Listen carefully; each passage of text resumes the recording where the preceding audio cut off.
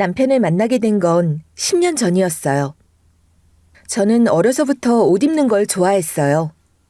그래서 19 어린 나이에 이제 막 여성 의류 쇼핑몰을 시작한 친언니를 따라 도매시장을 돌며 사입을 배우게 되었고, 여성 의류 쇼핑몰을 시작한 친언니를 따라 도매시장을 돌며 사입을 배우게 되었고, 어느새 언니 없이도 시장에 나가 쇼핑몰에서 잘 팔릴 만한 옷을 골라오며 판매 상품의 절반 이상을 선택해 올 정도로 제법 안목이 좋았죠. 저와 언니는 넉넉지 않은 가정 형편 때문에 대학을 일찌감치 포기한 대신 쇼핑몰을 키워가는데 열의를 다 쏟았죠. 하물며 자본금이 넉넉지 않았던 터라 저는 낮에는 카페이고 식당이고 닥치는 대로 아르바이트를 했고, 잠깐 눈만 붙이고는 시장에 나가 물건을 떼왔어요. 하지만 다행히도 점차 늘어나는 매출과 쇼핑몰 규모 덕분에 저는 2, 3년 내 아르바이트를 그만두고 언니와 함께 쇼핑몰 사업에만 집중할 수 있었죠. 그렇게 저희 자매의 쇼핑몰은 5년간의 돈과 시간, 그리고 열정을 투자한 덕분에 나름 이름난 쇼핑몰로 자리 잡을 수 있었고, 저희 자매의 이런 성실한 모습은 매스컴에서도 주목받기 시작했죠. 그러던 중 한 신문사의 기자가 저희의 이야기를 기사로 다뤄보고 싶다며 메일이 왔고, 그때 처음 지금의 남편을 만나게 되었죠. 남편의 첫인상은 제가 생각한 기자와는 조금 다른 이미지의 사람이었어요. 사회적 직위를 가지고 으스대거나 권위적이기보다는 깔끔한 차림에 유려한 말솜씨로 처음 본 상대의 마음의 장벽도 단숨에 허무는 그런 사람이었어요.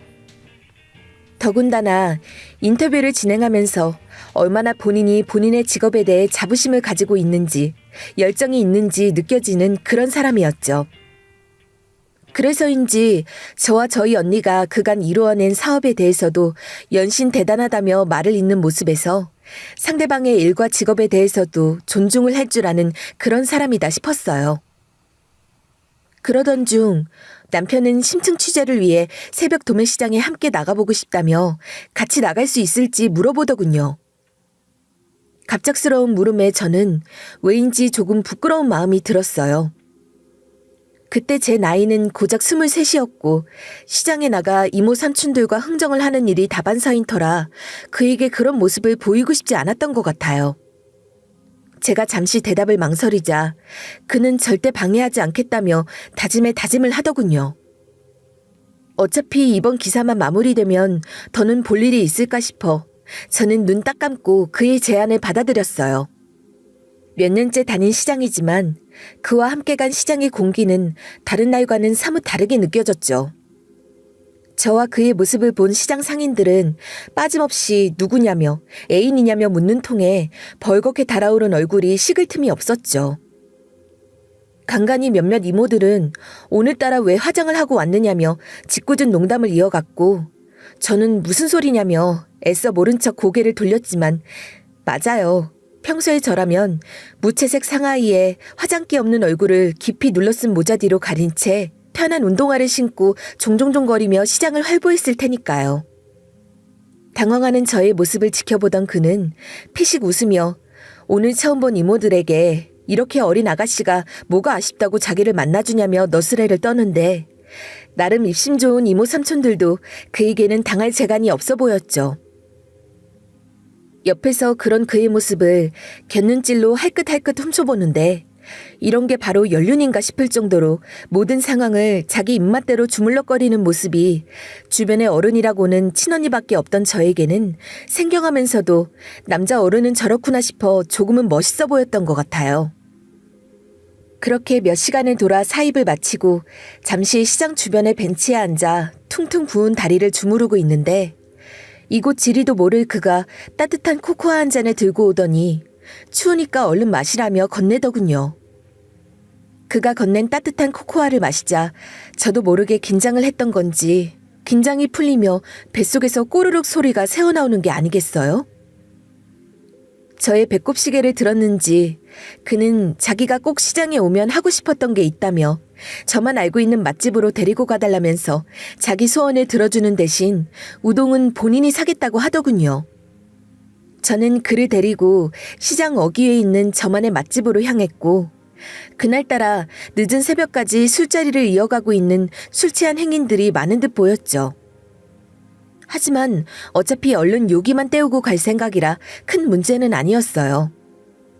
저와 그는 서로 마주한 채 김이 모락모락 피어오르는 우동을 한 젓가락 집어 올리자마자 옆에 있던 술 취한 행인은 기다렸다는 듯 여자가 이 시간까지 싸돌아다니면 되겠느냐며 뭐 얼마나 본다고 조신하게 집에나 있으라며 소리치더니 이걸로는 성이 차지 않으셨는지 술병을 들고 저에게 성큼성큼 다가오는 게 아니겠어요?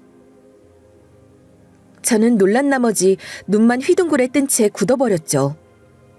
그러자 그가 제 앞을 가로막더니 이 여자분이 어르신보다 돈이야 훨씬 더 잘 벌 거라며 이렇게 어린 아가씨가 연간 몇 억씩 벌기 때문에 집에서 조신하게만 있기엔 너무 아까운 인재라며 특유의 능청스러운 말솜씨와 함께 몸을 아끼지 않고 저를 가로막아 지키는 모습에 저도 모르게 심장이 쿵 하고 내려앉는 것 같았어요.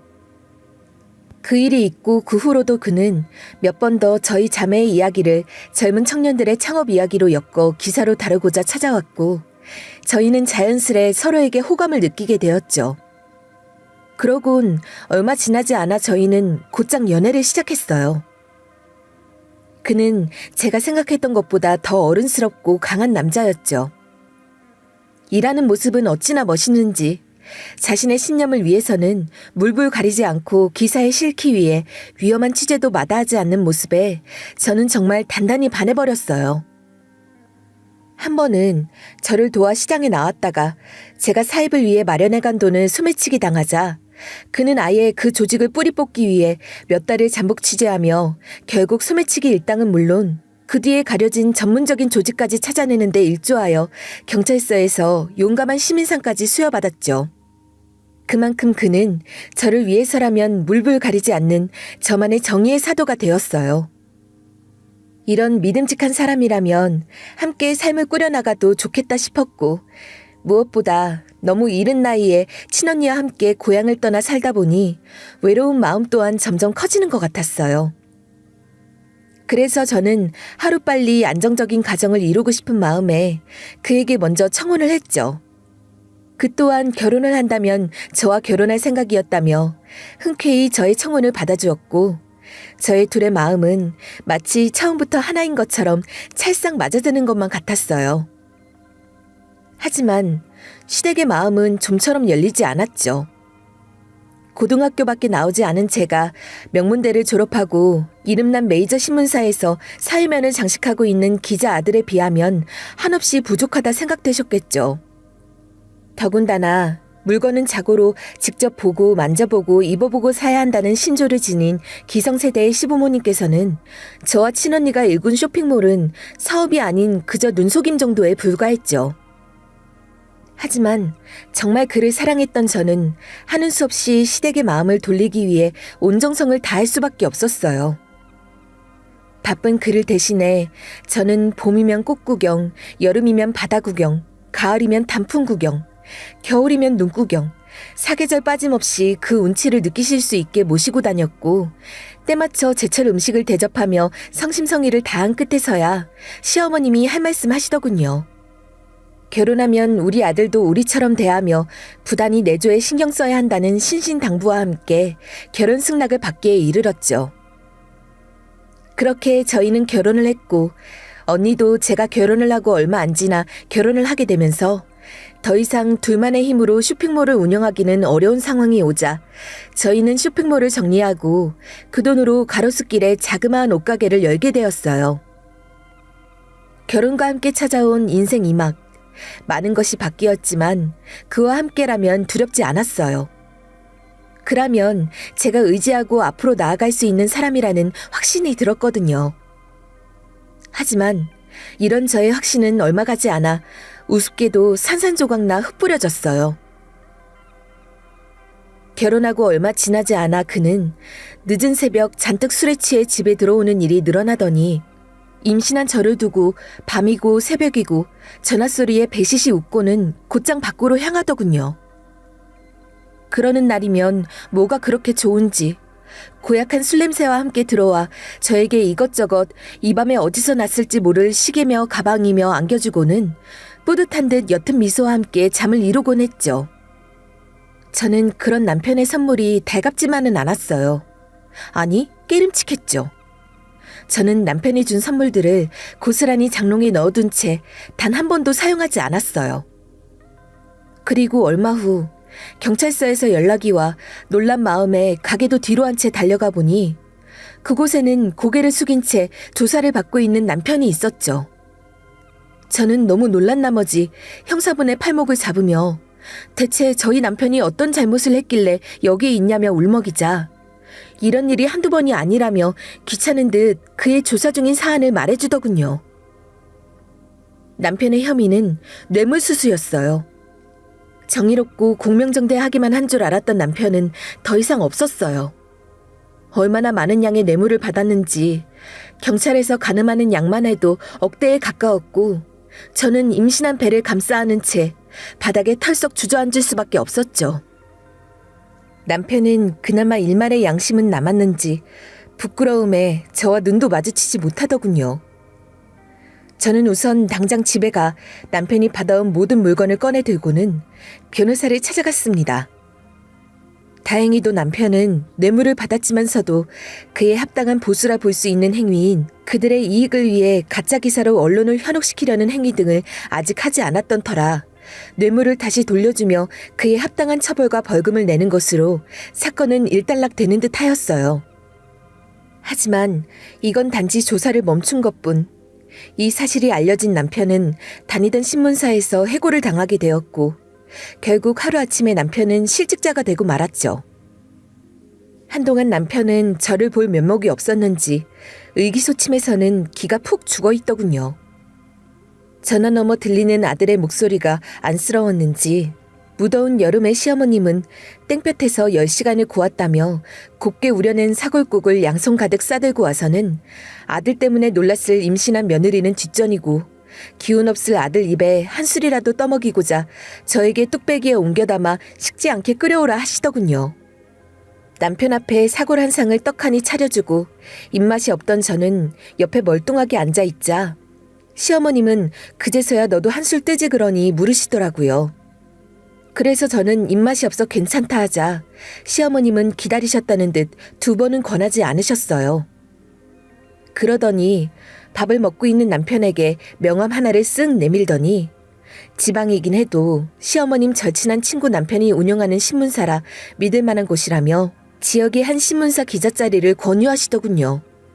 저는 썩 내키지 않았어요. 무엇보다 저는 이번 참에 남편이 기자 일을 그만두고 다른 일을 해보길 바랐었죠. 남편은 생각보다 단단한 사람이 아니었기에 다시금 이런 유혹이 다가온다면 또다시 그 유혹에 쉽게 현혹될 수 있는 사람이라 생각되었어요. 그렇기에 애초에 이런 경로를 차단할 수 있도록 남편이 쉬면서 천천히 다른 일을 찾아보면 어떨까 싶었죠. 그리고 무엇보다도 지방도 지방 나름이지 어디 경기도 외곽도 아니고 무려 경상도, 그것도 부산이었어요. 이제 결혼한 지 고작 3년 차에 접어든 저희 부부가 일 때문에 생이별을 하다니요. 더군다나 곧 있으면 저희 축복인 첫 아이도 출산 예정인걸요. 그래서 저는 남편에게 눈치를 보냈어요. 하지만 이놈의 남편은 눈치를 말아먹은 건지 만 건지 우물우물 밥만 잘 씹어 삼키더군요. 보다 못한 시어머님은 저에게 이제서야 제대로 된 내조한다고 생각하고 어줍잖은 싸구려 옷가게 한다고 어영부영 서울에 붙어있을 생각 말고 남편 따라 같이 내려가라 하시는 게 아니겠어요? 저는 식탁 아래로 마주보고 있던 남편 발을 꾹 밟았고 남편은 짧은 신음을 낸 후 이제야 눈치를 차려먹었는지 시어머님을 바라보더군요. 저는 그렇게 한참을 남편 입에서 정답이 나오길 바라며 기다렸지만 남편은 끝끝내 한마디도 하지 못했어요. 그래요. 정의의 사도 열정의 사나이는 이제 한풀 죽어 저 먼 과거에 묻혀있다 칩시다. 그럼 적어도 저와 연애할 때 놀리던 그 새치혀, 그 언어의 마술사는 대체 어디에 갔죠? 연애할 때의 남편의 모습은 그 어디에도 단 한 점 남아있지 않았어요. 결국 시어머님은 얼른 집부터 알아보라며 엄포를 내리시고 나서야 집으로 돌아가셨고 저는 남편에게 가게도 포기 못하고 서울도 절대 포기 못한다며 소리치고 부산에 가려거든 너 혼자 가라며 안 그럼 이대로 이혼할 줄 알라 소리쳤죠.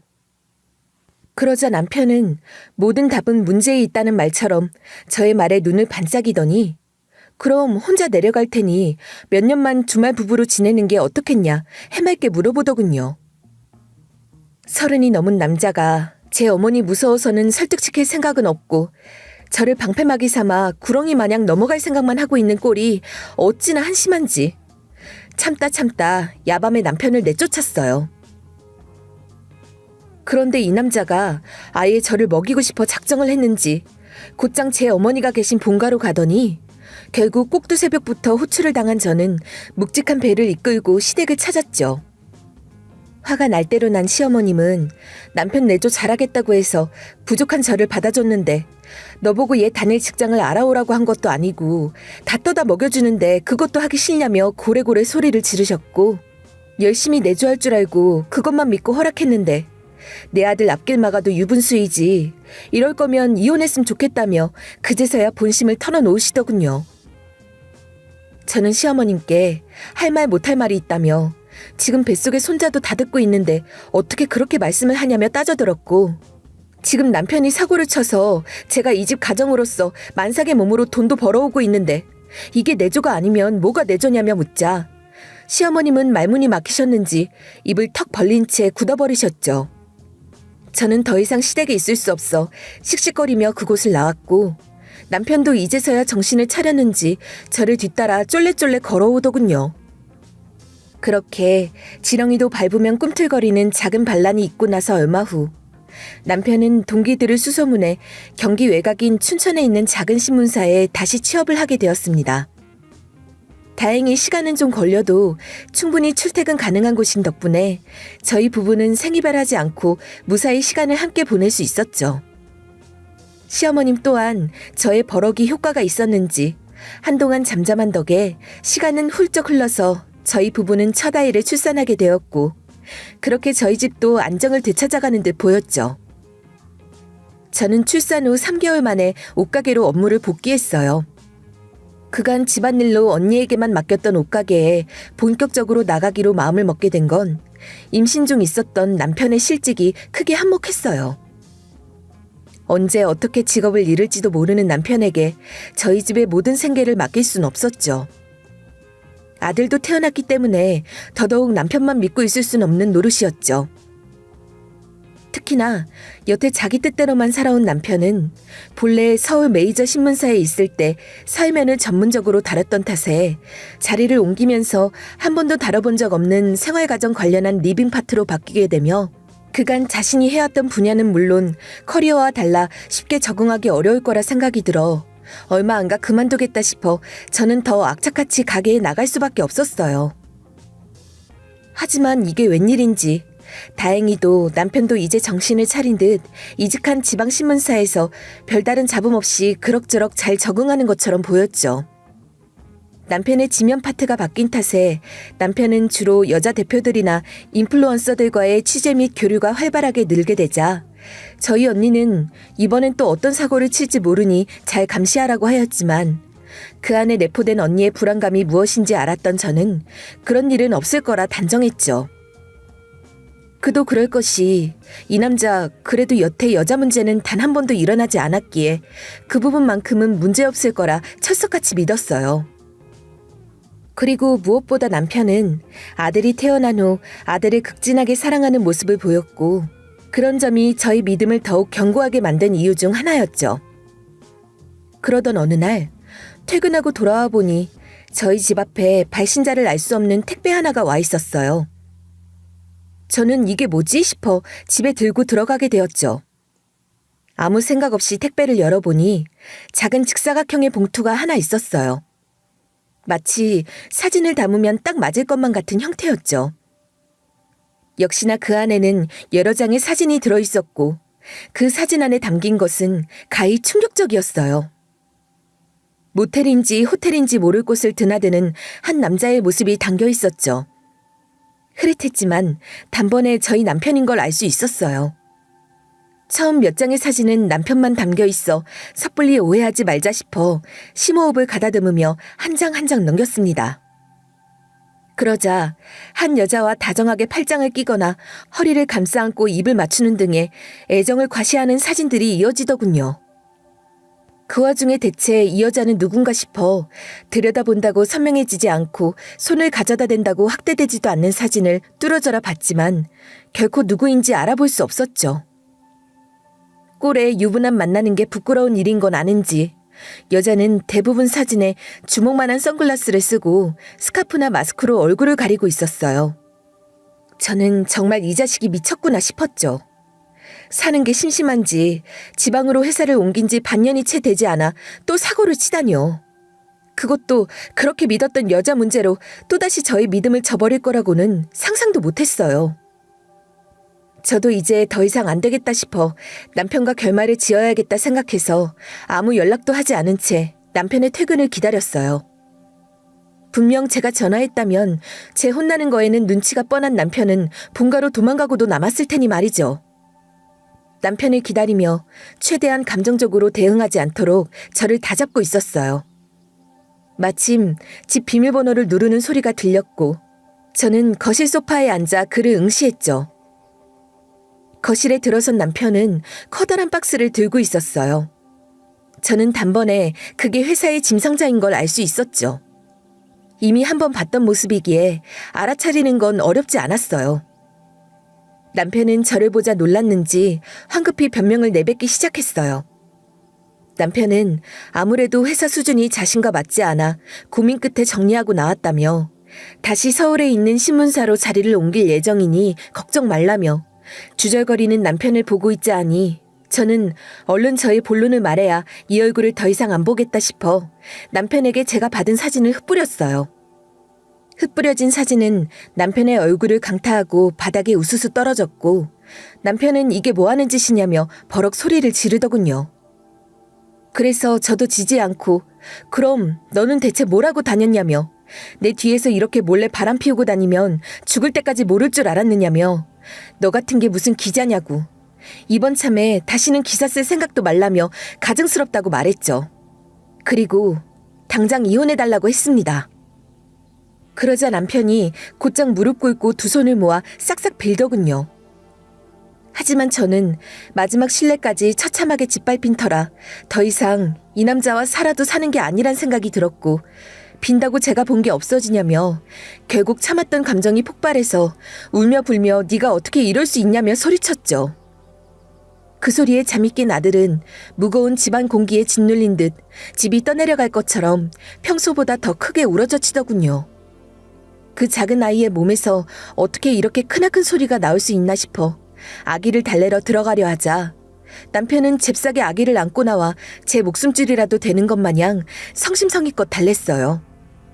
그런 남편의 모습이 어찌나 어이없고 가증스럽던지 당장 아기를 내려두라 말하려던 차 남편은 이제 막 진정되어 다시 잠든 아기를 안고는 손가락 하나를 입에 가져다 대며 조용히 하라며 저에게 손짓 눈짓을 보내는 게 아니겠어요? 남편은 아기를 눕혀두곤 정말 딱 한 번 있는 실수라며 다시는 이런 일이 없을 거라고 몇 날 며칠 제 뒤를 따라다니며 빌었어요. 솔직히 그런 남편의 사과는 저에게 씨알도 먹히지 않았죠.